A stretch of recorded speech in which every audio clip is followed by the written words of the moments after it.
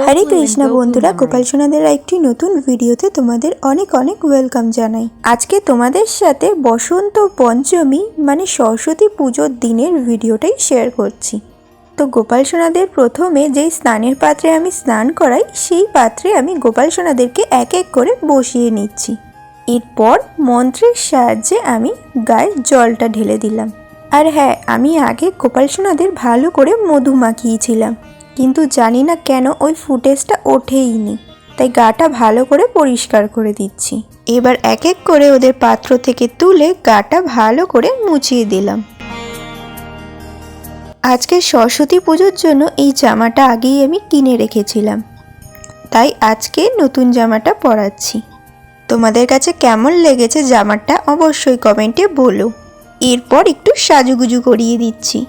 আজকে সকাল থেকে তেমন একটা ঠান্ডা লাগছে না, তাই আজকে আর গোপাল সোনাদেরকে সোয়েটার পরাচ্ছি না।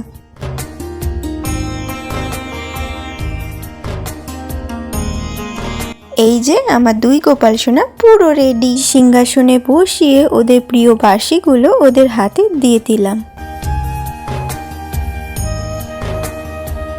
এরপর গোপাল সোনাদের চরণে দিয়ে দিলাম কিছু ফুল, আর আজকের ভোগে রয়েছে মিষ্টি। তো আজকের ভিডিওটা এখানেই শেষ করলাম। রাধে রাধে, হরে কৃষ্ণ। Thanks for watching.